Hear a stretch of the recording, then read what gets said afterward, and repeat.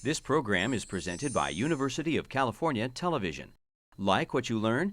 Visit our website or follow us on Facebook and Twitter to keep up with the latest UCTV programs.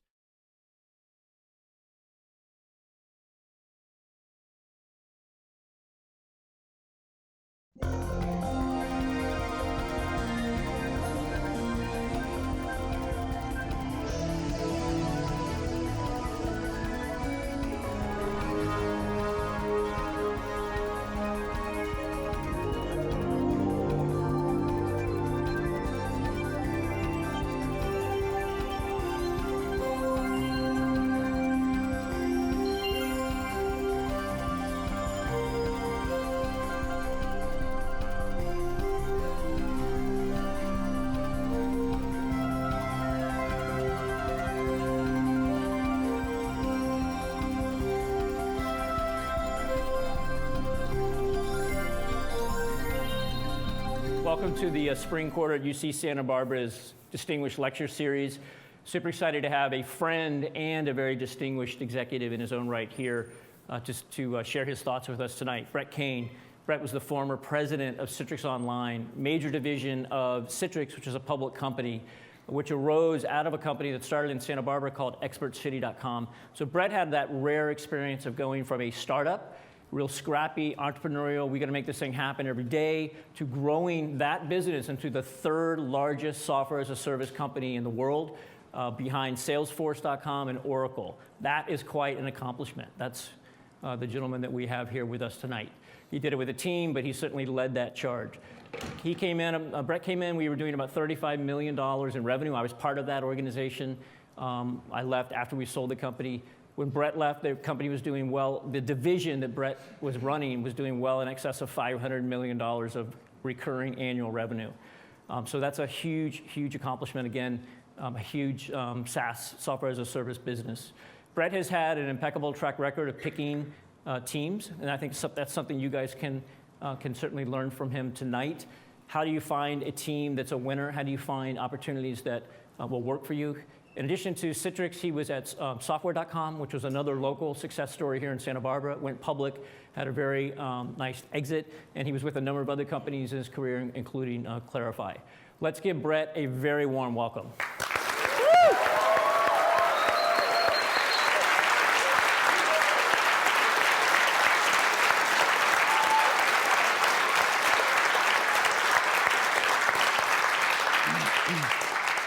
Well, thank you very much. You know, for a long time, as John just described, the people that I would present to worked for me, and they were never as enthusiastic as all of you. So I'm really, really pleased to be here. I've been on a sabbatical for about 8 months. I left Citrix in the summer, and have really been enjoying some downtime after 10 years. I met John over 10 years ago, and so we had this amazing run building the team from 40 million, as John described, to this year well in excess of $600 million. A really phenomenal run, and something I'm especially proud of in my career. And when John invited me to come speak, I thought about, well, what kind of things could I impart on you? Because like all of you, I started back in my university career. I went to NYU, New York University, in New York City, in the heart of New York City. My campus was the city, and that was both great and challenging, because meeting people in the city of New York, if you've ever been there, it's pretty daunting. We had a terrific culture at NYU. I was in the School of Business. Went to the School of Business because and being in the business world really mattered to me in my life. I knew early on that I wanted to be in companies. I wanted to lead companies if possible, and I wanted to have a big impact on helping companies and customers really lead better lives. It sounds kind of hokey when you think about it in your early 20s, but I was interested in companies that were doing things like office automation and really trying to change the way people worked, way back then. I graduated in 1981 with a BS in marketing. I had very good grades, probably not as good as all of you, because to get into UCSB is a very, very high bar and something you should all be very proud of.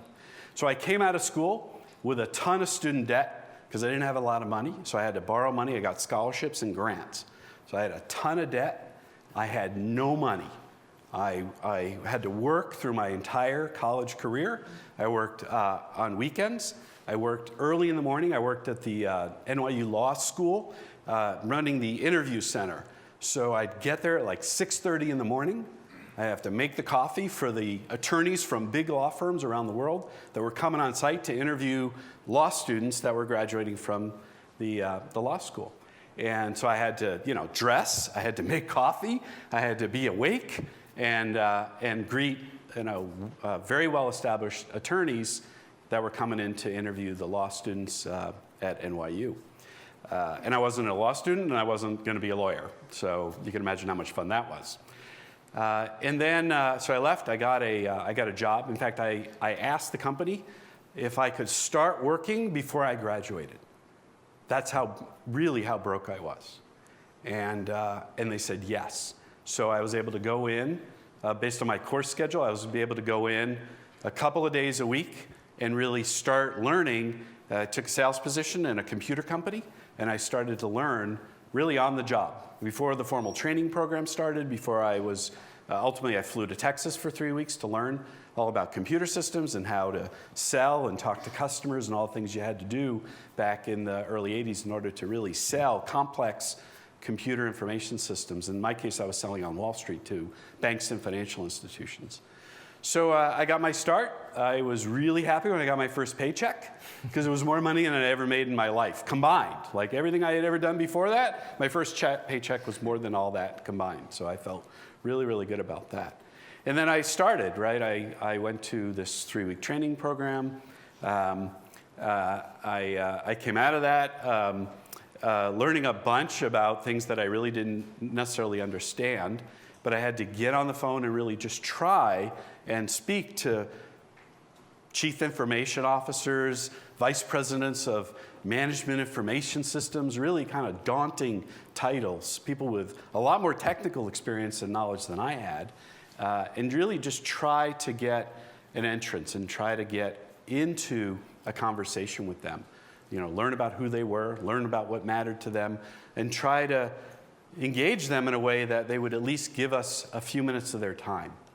And I did that, pretty successfully, and subsequently went on to work in a number of other companies like that.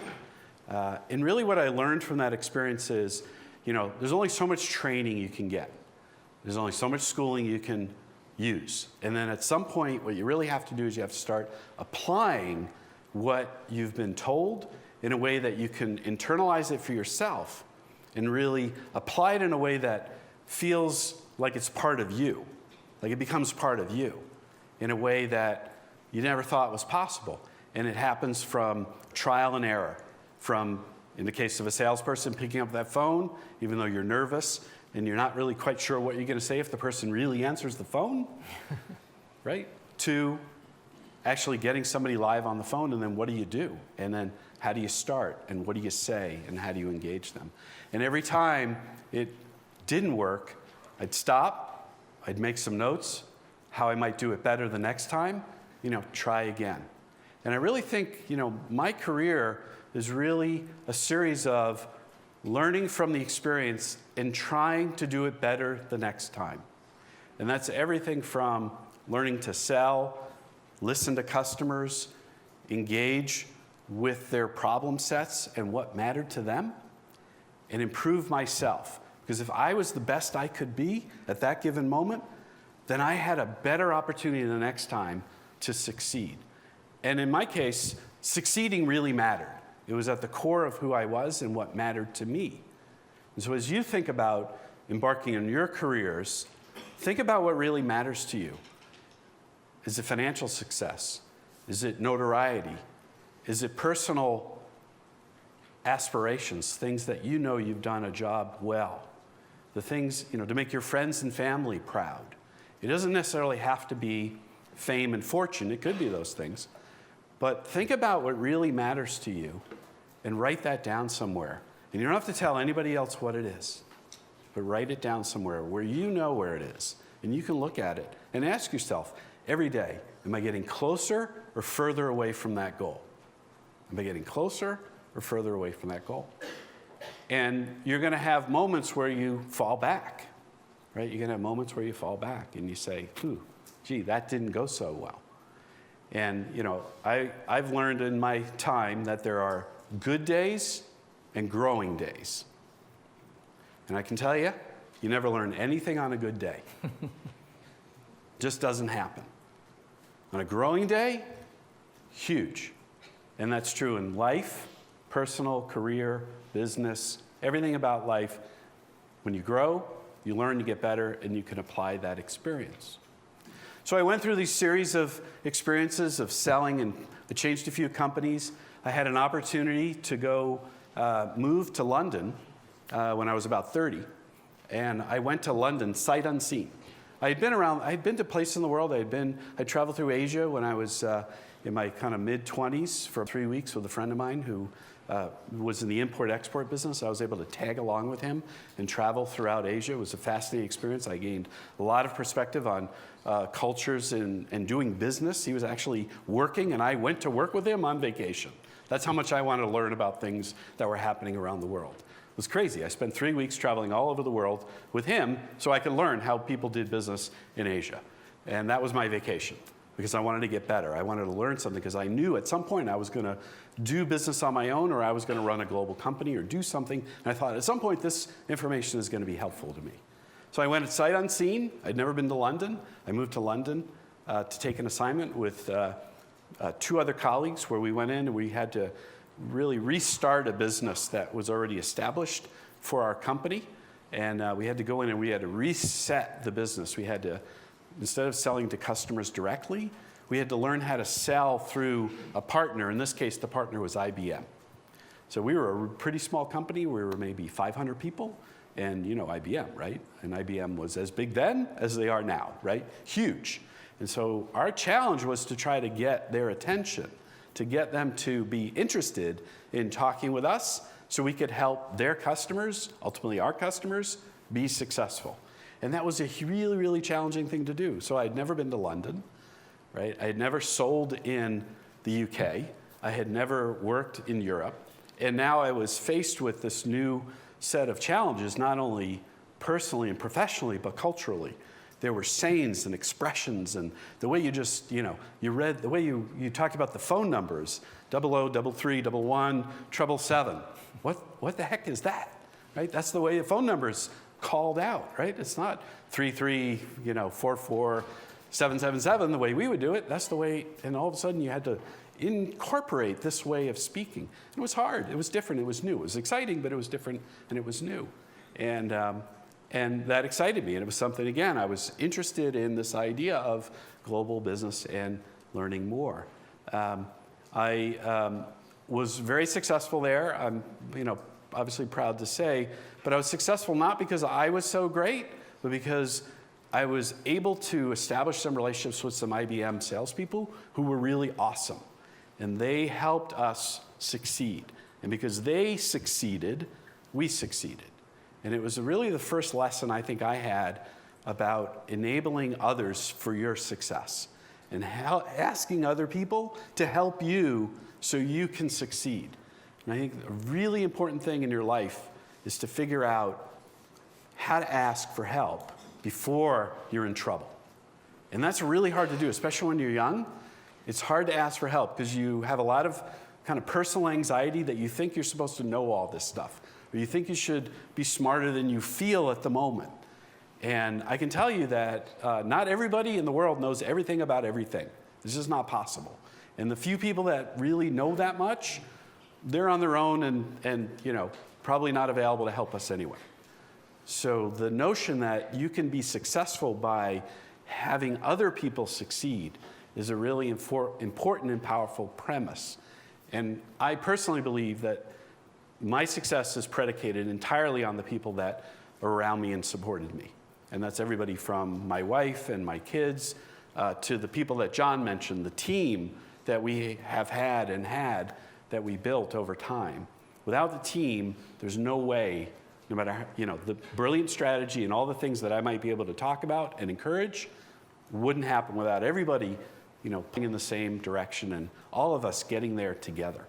And if figuring out in your life, in your career, how do you enable others to help propel you forward, asking for help, asking for their time, bouncing your ideas off of them and getting their feedback, and then listening to that feedback, writing it down, improving yourself, and going back to them and saying, this is what I think I heard you say. Is that right? Don't just assume you heard it the first time. Write it down, internalize it, and go back and ask them again. Is this what you meant? And they'll say, no, yes, that's good, and here's a better way to think about it. And really evolve that as part of who you are. Evolve it as your persona so people know you're going to ask questions.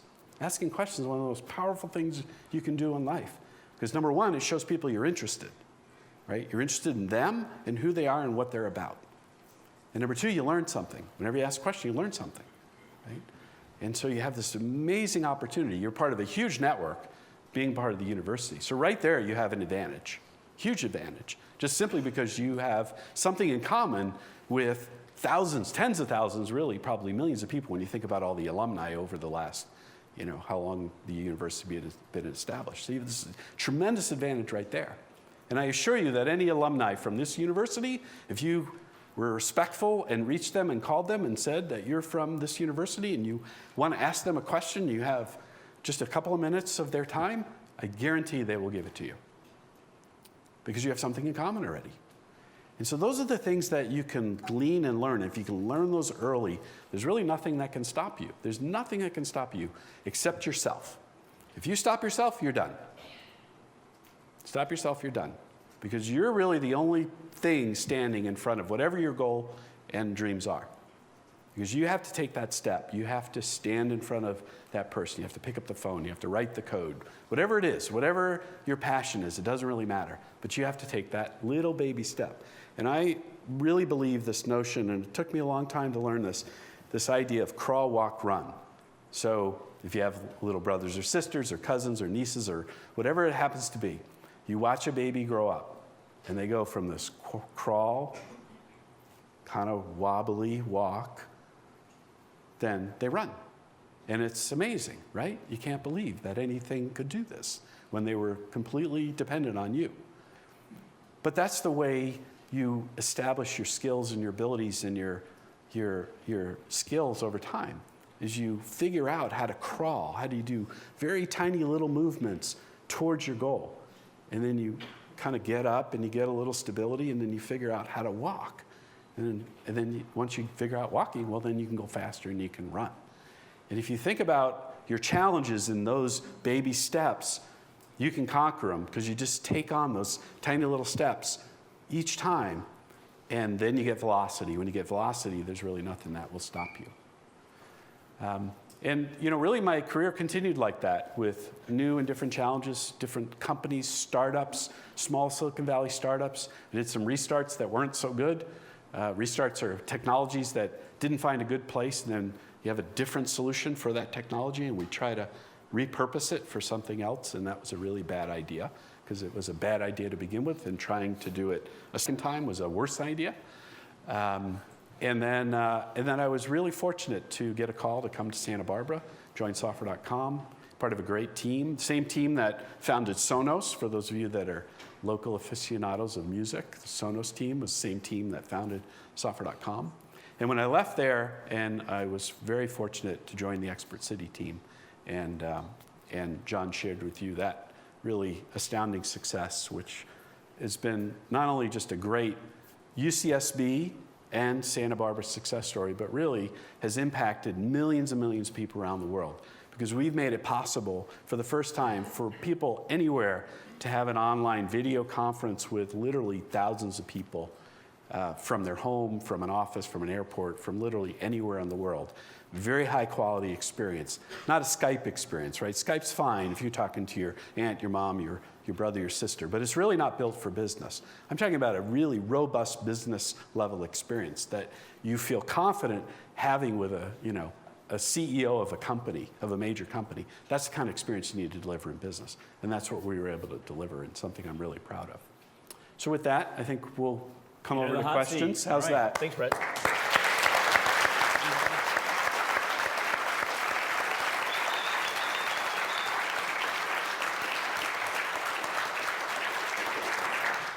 Well, that was a great overview. I love that you instructed the students to define success now, because if you go back and you're 45 years old, it's a little too late.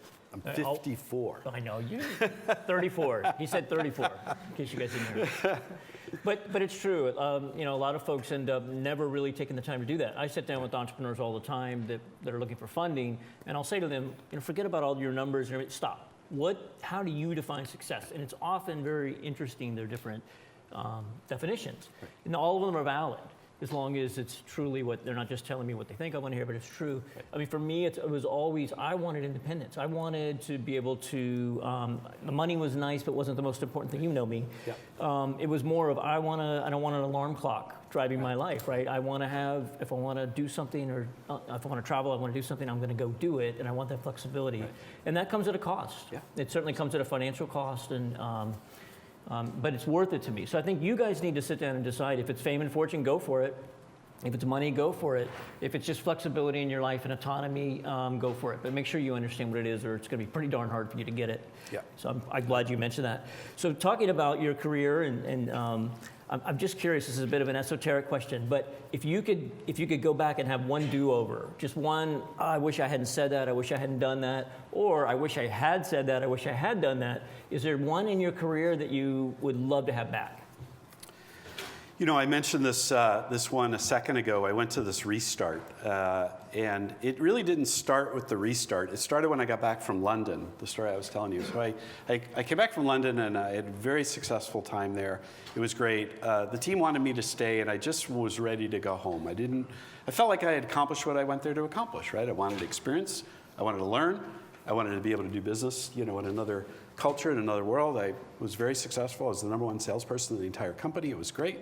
And I came back, and then the company subsequently was acquired, and there really wasn't a place, there wasn't a great role for me I had just done this, and I was now with the company for 5 years, and I was sort of really in search of something more. I really felt like, okay, I can do more, and so the notion of going to more of a startup environment, and I joined through a colleague, through the CFO of my prior company, became CFO of this very high-profile startup in Silicon Valley. And I went there, and I missed the culture. I missed that it was a culture that really wasn't aligned with my values or the way I liked to work with people. And it was a very aggressive culture. I had just come from a culture that was phenomenal, amazing. Everybody loved working with each other. Everybody respected each other. Everybody worked together for a common goal. And then I ended up in this culture where everybody was just out for themselves, really. And it was just brutal. And I was just really unhappy. And what happened was that company subsequently got acquired within about 7 months of joining. They were acquired by Sybase, which you may or may not know, but Sybase was the big challenger to Oracle. So back in the early 90s, there was Oracle and there was Sybase. There was a couple others, but those were the two big database companies. And because you know who Oracle is, you know who won, okay? But Sybase still exists and was a very successful company, very, very successful, especially in the 90s. And the way that integration went, there really wasn't a great place for me. And so I decided to leave. And I went and I kind of ran from where I was, and I ran to the next, what sounded like the next good idea. And my mistake was I went back to work with the people that were in that company that I really liked and respected. They had gone to a restart. And it was just a failed business that some really good people were trying to resurrect. And because I liked working with them so much, I made the mistake of really not understanding what the technology did, what problem we were trying to solve, what I was going to have to do as a salesperson to actually help the company be successful and be successful in myself. So, it's like another year. So I felt like the combination of that, I lost a couple of years. I learned a lot. It was a lot of growing days. I learned a ton. But it just wasn't great. And there were so many other exciting things happening in the Valley at the time. I was living up in Silicon Valley that, I didn't need to do that. Right. And I think I stopped myself, okay? I stopped myself from reaching out to other people and finding other things that might have been more challenging. I went with more of the safe route. Right. And it was a huge mistake. Right. No, I'm not surprised. The one good thing, so I always think there's something good that comes from everything. The one great thing that came from that entire experience is I met my longtime friend and mentor at Sybase. Oh, nice. And yeah, the way it was structured, it really doesn't matter, but a peer of mine and the company I was in was assigned to that guy, and I wasn't. And I met him like 3 years later. He said, I really wish I would have gotten you, because that other person was a disaster. And he and I have been friends for 20 years. That's awesome. So all that, despite it being a terrible career experience, was an amazing growth experience and friendship. Right. Well, that's a great learning right there. And something else the students and anyone watching can take away is when Brett said in his opening remarks, don't be afraid to ask people questions. Don't be afraid to ask someone to be your mentor, or don't be afraid to ask someone for help earlier in your career. You'll be surprised how flattered most people will be, and how much benefit you'll get out of having a mentor. I'm a huge fan of mentors. It's funny, Brett's never heard me say this. So I have a recurring dream that I go back to Citrix, not every night, but and it never works out well. That's why I said I'm not surprised, because it's that feeling of like, yay, I'm going back, and then you go back and you're like, wait a minute, it's not the same, and it's never the same. It's never the same. Yeah, so it never works. Well, it works in the movies, doesn't work in real life. That's right. Everything changes. Everything moves on. Yeah. Relationships are reestablished. Lots of things happen, but right, it's you never can't the go same. back. No way. So I get this question a lot from students, and I thought from someone who's been an entrepreneur and also run huge companies, it might be an interesting, instructive question to ask you. So students come into my office and they don't say it often directly, but what they're really asking me is, they're saying, John, I'm trying to figure out if I'm an entrepreneur or not. Can you help me find that out? So if a student came to you and just bluntly said, Brett, how can I figure out if I'm an entrepreneur? How would you answer that question? Right. Well, I think something came up in the previous session that I think I just want to mention is, a lot of times when somebody asks you a question, they're really not asking that question. Okay, there's a question behind the question. They really can't, either emotionally or intellectually, they really can't get it out. They're either too emotional about it, like it's like really core to who they are, and if they ask it that way, they'll feel way too exposed and uncomfortable. And so part of being a great listener is to try to pull out what somebody's really trying to ask you. But in this case, I'll try to answer the question instead of I'm asking you directly. Yes. How do I know, Brett? So I think number one is you have to fundamentally have a belief that you don't want to do anything else in life. Like you have such a burning, burning passion that it doesn't matter what else could possibly come across your path. There isn't anything more important in your life and possibly your career than pursuing this goal, hopefully in a specified way. Not just to be an entrepreneur, but to actually do something as an entrepreneur that we were talking about earlier, defines in a certain way. So I said a few minutes ago that one of the things that I'm most proud of as my work is that I've really helped change the way people work. And if you think about the beginning of my talk, what did I say? Back in the 80s, I was researching and looking at companies that were doing office automation. That was all about changing the way people worked. It just happened to be different technology, but the concepts were fundamentally the same. And so those things were fundamentally important to who I was and why I was passionate about it. Mm-hmm. So you have to figure that out for yourself, because you're going to go through a huge number of growing days as an entrepreneur. And if you're not clear on that, you're going to really wonder and wander for a long time and not either feel successful or just fundamentally not succeed without that. I think you have to have an amazing amount of persistence, because there are a lot of dark days. There are days when customers don't want to buy, or they don't want to pay, or they aren't interested in what you have. And it isn't so much that they don't think it's a good idea. It's just not in their list of priorities. Because every company, every individual has a set of priorities. And if you can get to their top priority, and you can do that quickly, awesome. You're in. Easy. But the reality is that's just not the way it works usually. You have to weave your way in and figure out, are you in the top 2 or 5? If you're below 5, it's not going to happen. So then you either have to go find somebody else that does have that passion and interest, or you got to figure out what you're doing that doesn't quite fit the top priorities of your target market or your target customer. Yep. And I think this idea of belief in yourself. And you hear these stories about successful entrepreneurs, and you hear stories even about unsuccessful entrepreneurs. And even the ones who fail, and there's a lot of stories, especially now on blogs and on the internet, where people that have shut down their companies, CEOs, founding CEOs, talk about why they shut it down and what they learned from it, and actually why it might be good. And a lot of those people go off and they start something new, right? Look, the guys that invented Twitter reinvented Twitter because what they thought it could be wasn't working. Yep. Right? They didn't know this 144 character thing Right. made any sense, but they kept at it. They kept at it. Yep, which is typical. If you look at most stories, even Expert City, we Another didn't end up doing what we started doing. Great example. So I'm going to turn it over to you guys in a minute. Get your questions ready. The only thing I would add to that, Brett, is what I often tell students is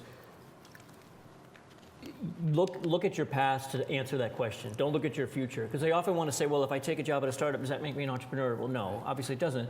So I often tell students, look at your past. Were you always sort of did you always have three side projects on in high school, junior high? Were you a self-starter? Absolutely. Do you do everything it takes to succeed? Are you passionate about things you believe in, blah, blah, blah? And that's really where the answer lies, not in what a professor tells you or what you read in the book. Right. It's what's in your heart. Yeah. So cliche, the only cliche of the night. Okay, so who's got the first question for Brett? Make it a hard one. Come on, the first one's always hard. Icebreaker, here we go. Thank you. So you said when you moved to London, you had the highest sales record in your company, and you must have had to adapt when you first moved there. So I'm really curious as to whether you had a very specific sales style, which you then adapted to your environment, or did you retain your original style? And what was more successful? Thank you. I always had a very consultative style, and meaning I was always prepared with a list of questions. I researched the companies. So we're talking about very large companies like Shell UK. So, the UK division of Shell Oil. So, multi-billion-dollar divisions, so large systems, big companies, and you just weren't going to be able to go in and talk to a general manager of a department or a division without really doing your homework. So it involved doing a lot of homework, reading the equivalent of the annual reports, the financial reports that were available at the time, talking with people that maybe knew about the company and could give you some insight and information, reading the periodicals in the press, figuring out what their strategies were, and how you thought in our case, what we had was we had a decision support analysis tool. That's what we sold. And trying to figure out how what we did could help, in the case of Shell or McVitie's, which is a big cookie company, biscuit company in the UK, how we could help them improve their sales. That's what we set about doing. And so I would go in, and I wouldn't go in to sell them. I went in, if I got an appointment, I would go in and interview them. I would ask them a series of questions. I would first tell them about what I understood about them and their company, and then I would ask their permission if I could ask them a series of questions.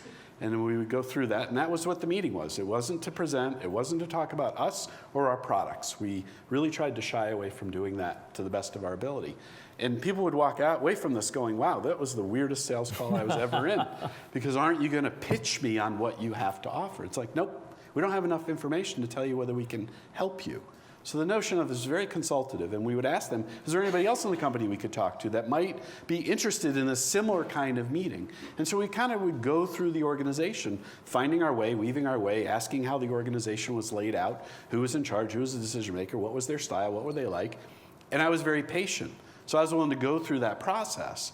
And the result was we got some very large orders because we were able to then go back with all that knowledge, go in and marry up what we did well with what they said their issues were. And they were like, wow, you nailed it. Of course we want to do business with you. I think the cultural things were more of the things I had to adapt to. I had to get used to just the way business was done, the pace, the style, the jokes, the innuendos, the slang. Those are the things that just whip right by you as an American that you just don't even get for like a year, right? So the first year, your brain is still trying to catch up with the joke that everybody around you is laughing at. Right. And so that's just cultural It's a immersion. totally different language. Yeah, that's right. That's very true. Well, so it's interesting to hear you say that, because you were selling to big companies, and so you actually were doing what a sophisticated salesperson does, which is sort of morphing your reality to match their reality. Right. Instead of a lot of startup salespeople, which I am one of, like to go in and just bang out the sale, right? Come on, Brett, come on, buy it, you know? And clearly that's not going to work. You have to establish rapport first, and you were establishing rapport while you were gathering information. Right. You can have the world's best information, all the answers. If you don't have rapport, nobody's going to listen to you. That's right. So, brilliant. I'm curious, we'll get ready for the next question in the audience after I ask this one. So you were, again, in that wonderful arc of startup to public, division of a huge public company, very successful. Were there moments when you look back now that you say, yep, that was a turning point, or that was a watershed event where we went from scrappy to self-sustaining? I'm just curious, not having gone through it like you did, were there moments like that? Oh, there are a lot of moments like that. I mean, we used to kind of kid ourselves that we were the teenagers. I mean, so just to kind of put it in context, when John was talking about earlier, $35 million when Citrix acquired us, 2004, a couple hundred people, and Citrix was $550 million. So over 10 times bigger than us. We were maybe 200 people, they were like 2,000 people. We had a very different business model. So we were independent. We had this sort of wholly owned business. We were kind of our own thing, and they left us alone, and all that was good. But that also created this notion that we could kind of bang our spoon on our high chair, because we knew what we were doing, and we were going to do it the way we committed we would do it. Like, no, you asked us to do these things, we're going to do those things. Leave us alone, don't bother us. And that worked really well for a while, right? That worked really well. Mm-hmm. And as long as we delivered the results, everybody was happy, right? Growth was strong, profits were up, all was good. And then, in time, as we got bigger, we got $100 million, they got $150 million. We were now 400 people, 500 people. Things got a little bit harder. And I'd say two things happened.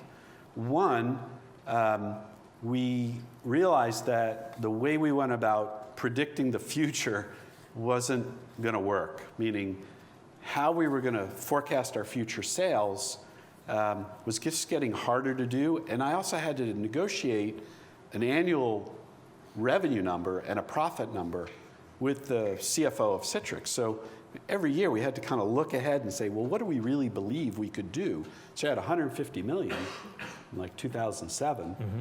What do we think it looks like? Is it 250? Is it 230? Is it 210?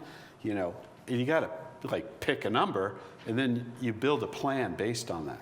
And I think the real turning point for me was I went from, instead of trying to lowball the number, to actually having a conversation with the CFO and said, let me tell you and let me help you understand what the metrics and optics of our business, let me tell you what we see, let me tell you what we believe, and based on that, let's have a conversation about what the number could be or should be. Mm-hmm. And it was really a change. It was a sea change in how we approached it. And I think it really helped us grow up. And we went from these teenagers who were kind of raiding the refrigerator to young adults who were now responsible for our future. Well, I definitely wouldn't have done well there because I'm not responsible. I would agree. I would have raided the refrigerator until they kicked me out. Let's take another question. We have one over here. Yeah, earlier you made a brief mention of a longtime friend and mentor. Yeah. Would you mind sharing more about maybe how you found this person, or perhaps how they found you, and the impact that they've had on your life professionally and personally, or vice versa? So how you cultivated that relationship? Sure. It's kind of an interesting story. So I was at this company that was acquired by the company he was with. He was a regional sales leader, so I was in sales. He ran the whole West for Sybase. Really nice guy. We both grew up in New York, in the New York area, so we kind of had a bit of a kinship just from that. We're both transplants to California. I think we both really just liked each other right out of the gate. We just kind of had that affinity. You know how it happens in life. You meet somebody and you just have an affinity for them. There's similar, cultural or family backgrounds, and just happens in life. And he happened to be one of those people. So I went to these other companies, and then I ended up at another startup, which was in the sales automation business. And lo and behold, he had changed companies, and they were looking to acquire a sales automation company. And so we reconnected really through that. The company he was with acquired the company I was with. And we actually took a trip back east to see a customer together, because I ran sales for this company, and he was running sales for the company that was acquiring us, which was Clarify. Oh, nice. And so we got to spend a couple of days together. And, we flew back and forth to the East Coast and back to California. We spent a lot of time together, and we just got to know each other as people. And, he really trusted me because he now had that reflective experience of meeting me 3 years earlier and now realizing that he had wished we could have worked together. And now we had a chance to work together again. So I ended up working for him for about 3 years. And he's just that kind of guy. We had an honest, straightforward relationship. He would, you go in and talk to him about a sales strategy or a customer or a situation, and he was very quick to he'd listen really well, and then he'd say, I'll never forget it, he'll say, it doesn't make any sense. And it wasn't so much what he said, it was the way he said it. It caused you to pause and really think about what you were saying. And this idea of reflecting. And he was that kind of leader. He made you reflect and think about what really mattered, and the way you were approaching it made sense, and if not, what together you could do about it. And then he subsequently left. He went on, became a CEO of a company. He took it public.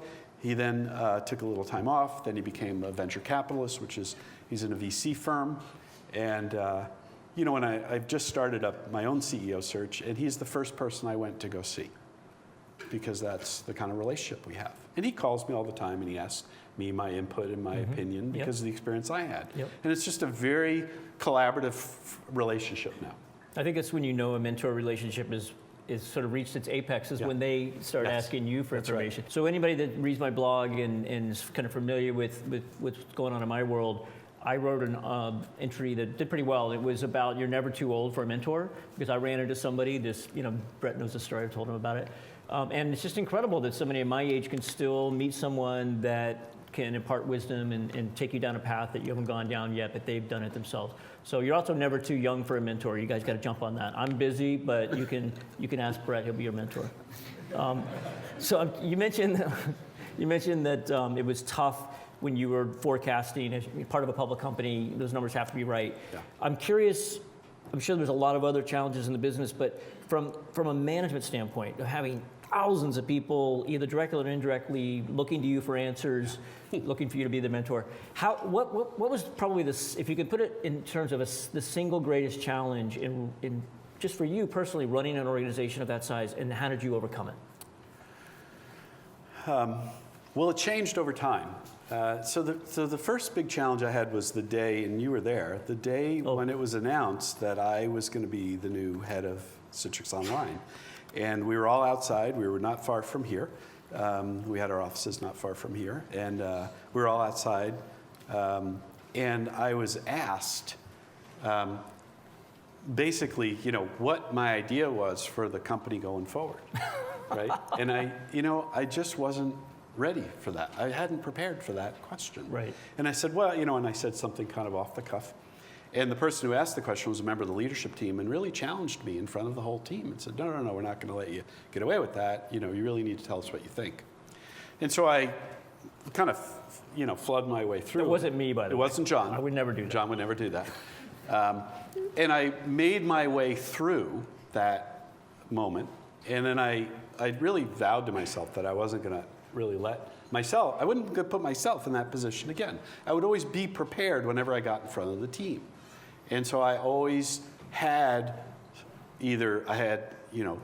notes. I had notes in my notebook. I had notes on cards. I had the things that mattered, or I had slides. I would usually do a monthly or quarterly all hands meeting. And the slides weren't complex, but they were really just cues for me to talk about the things that were on my mind, the things that I needed to talk about, that I thought were important for the team to hear. And a lot of times they were the same things, right? Because you establish a set of principles, guidelines, and strategies, like no more than 5, and then you set measures around them, and then you remind everybody over and over again, those are them. Like, this is what it's about. And if you think it's about something else, go back and read these 5 things. It's that basic. And I think over time, what I really learned was to incorporate that into my style and really help the team through that, because it became very complex. Yeah. 2,000 people, 8 or 9 countries, 6 acquisitions, you were talking about $500 million trying to grow and be profitable, keep everybody on the same page. And it really became part of who I was. It became part of just my style, that I needed to remember that not everybody knew or understood it as well as I did, and I needed to take the time to keep everybody on that same page. That was my job. Yep. Well, you did a great job of it. And something I think we can learn from your career, that all of you can learn from, is like, be the Beatles, right? The Beatles broke up at their most popular point, right? We all remember the Beatles as just incredibly popular. We don't remember them being as drug-addled 1970s has-beens, which they probably would have been. And you left on the top as well, right? So just going out and not trying to get one more year out of it, one more quarter, going out on top is great advice for anybody. Let's take another question from the audience. We've got one over here mic'd up. Earlier in the talk, we discussed the importance of a team. Can you go into some detail about the value of a team and the challenges in choosing a team? Yeah, it's a great question. Look, I don't think anybody is successful without the team succeeding. And, I think it really comes down to the people, and everyone's different. Just everyone is different. And, I've been part of 3 or 4 really great teams in a career of 30 some odd years, right? I mean, that's good. Yep. One run was 10 years, right? So this last run was 10 years, that was great. The example which included the London experience, that was a 5-year run, that was great. So that's 20 of 30, that's pretty good. And then the Clarify one, where I worked for my mentor, that was about a 4-year run. So I had a pretty good hit rate, right? And I feel good about that. And, but what I've learned is, and it's still true even today, as I meet people on boards or potential investors or lots of things, the same thing is true. You meet somebody and you say to yourself, do I want to work with this person all the time? How would I feel if I was with this person 20 hours a day on planes, at hotels, eating terrible food? You're dead tired, you've been on the road for a week. Do I want to be with this person? Is this the person I want to work with? Like, I'm going to spend more time with this person in the course of a week than I do with my wife. And if the answer is I don't think so, the answer is that person is not on my team. That is really a fundamental filter. And sometimes you don't always have that choice, right? You get thrown together on a team and then you have to work together. But if you're hiring a team or you're leading a team, you do have a choice. And part of your responsibility is to help that person who might be an outsider become more of an insider, have them, bring them in, try to help them develop their skills, abilities, and how they collaborate with the team, and see if they can succeed. And by helping them, giving them feedback, being honest, say, you know what you just said to Joe, not so good. You hurt that person's feelings, you can't expect them to want to help you when you need help if you're going to call them out in the middle of the meeting and tell them that XYZ was wrong, right? It's really not what you say to somebody, it's how you say it.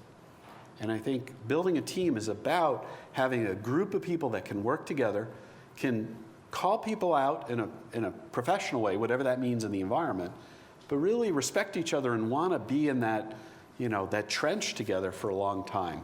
Because you're talking years of your life, good 10, 12, 15-hour days, and you really want to filter based on that and make sure that those are the kind of people you want. You respect them, their integrity, their intelligence, their ability, their can-do attitude, hard work. All those things that you believe are true about yourself, you want to filter those things about the people that you're selecting. Yeah, for sure. Students are victims of Mad Men and The Office. Right. Real work is like neither of those shows, right? It's not all about the hookup. Right. And you actually do work, which they never seem to do in The Office. So those are quite fictionalized accounts. So you mentioned the attributes you look for. The airport test of, can I sit in a red carpet room with this person? But I'm curious, because you have had a great track record of picking winning teams. When you're actually looking at the opportunities, and I think this is also informative to students that be looking for potential jobs and looking for maybe some startups or early stage companies to join, What else do you look at besides, obviously the people are important, but what else do you look at to vet that opportunity? Yeah, clearly the culture matters, right? How do people feel about it? Hopefully you'll get to meet a wide number of people. And I think if you are invited to join a company and you don't meet more than 2 or 3 people, I would ask, are there some other people that I can meet? Are there any other early, people that have recently graduated from college? I would encourage you to try to meet more people, really get a sense, and try to meet with them outside of the office, maybe have lunch or a coffee with them. Yeah. Really try to get a sense of what's the culture like. What time do people come in the morning? Do people go to the gym? What are people's passions? People go out together. Is it expected that we go out together? Really try to figure out what drives the company and the people, and are they a collective or are they a bunch of individuals who show up and do work together? Because there's a very big difference between the two. And one, you'll feel like you're part of a team or a family, if that matters. And the other, you'll feel like you're really just kind of like a drone. You're there to work your butt off, but not necessarily feel like you're part of whatever's being accomplished. And so, that might be okay with you. That might be, you're going to go learn how to do X, Y, Z, and when you're done with that, you're going to leave and you're going to go do something else.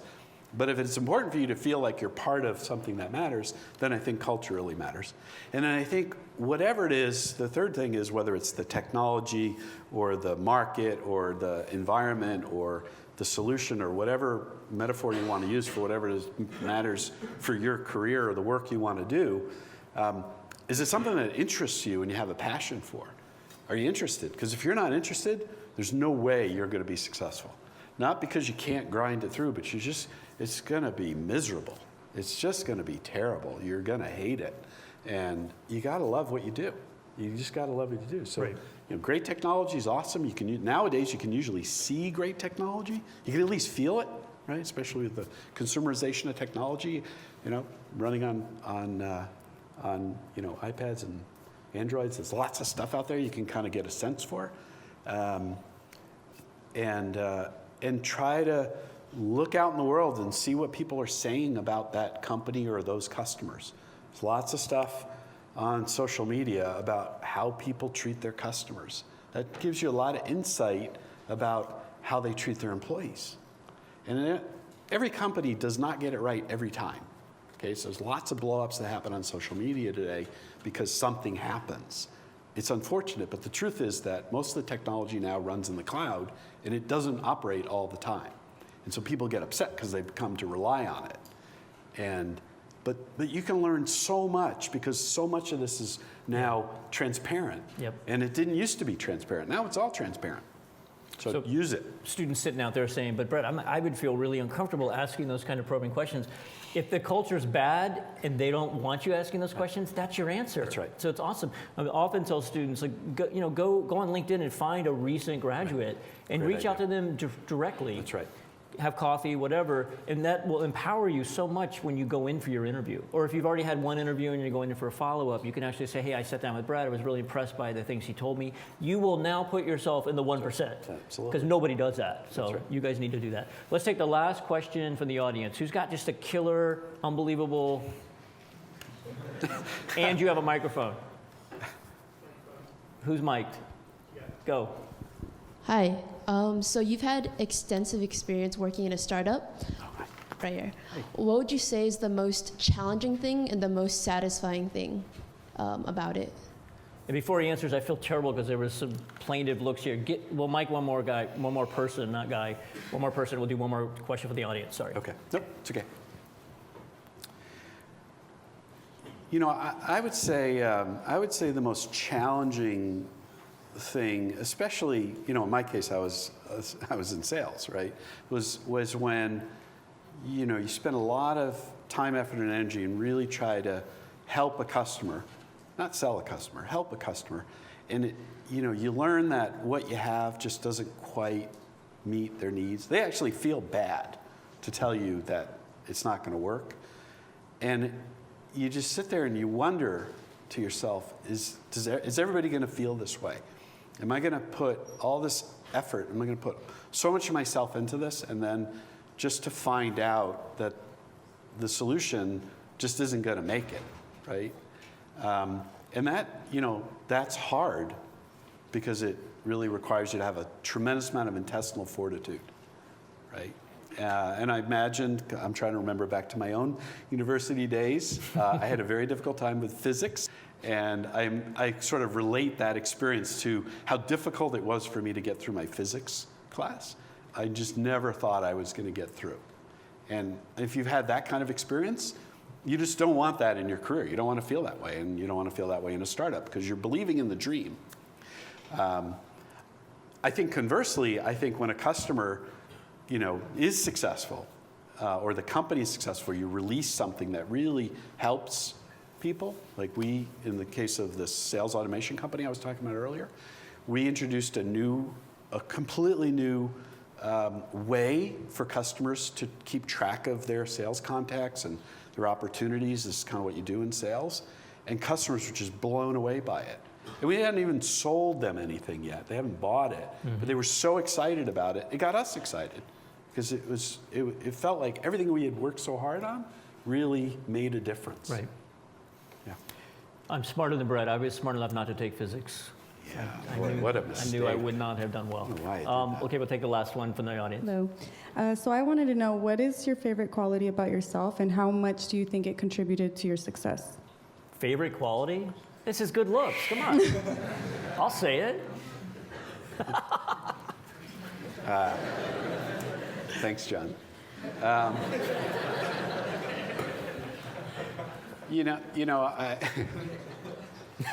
I think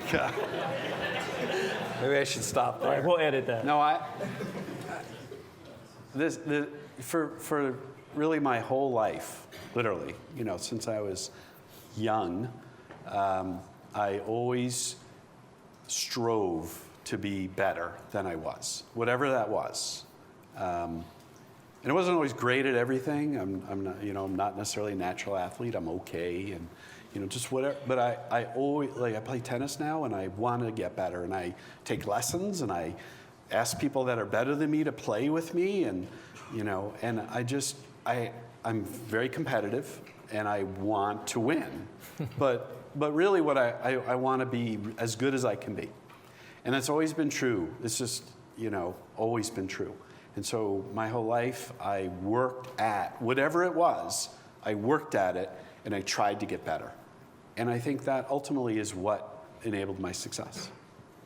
And I was fortunate enough that the people around me gave me the time to develop whatever that was. And I think that was true. John knows the person that I worked for at Citrix for almost 10 years, Mark. Yep. Mark was a tremendous advocate and supporter, and it made me want to do better because he supported me. And if you can find somebody like that, you're going to be golden. Well, you talked about crawl, walk, run. Yeah. The people that succeed in life, I'm convinced of this. And that's one reason children learn so many things is they don't realize they're bad at things, right? They just keep going. They're like, they're oblivious. I can't draw. Look, mommy, and you put it on the refrigerator, and you love it, right? Yeah. When we become adults, we become very self-critical, and oftentimes we shut down a talent because we're not instantly really good at it, or we don't excel immediately at it. And I think people that are successful are willing to just fight through that. Right. It's that whole 10,000-hour principle that we've heard of over and over again. You're willing to put in those 10,000 hours, you will become very good at it. I almost guarantee you. Unless it's dunking from the free throw line or something. But if it's not a physical limitation, then you'll probably be able to achieve it if you put in the time. So, Brett, I know you're busier than ever, even though you're on a hiatus. You're always traveling. So I really appreciate you working this into your schedule. Let's thank Brett. Thank you.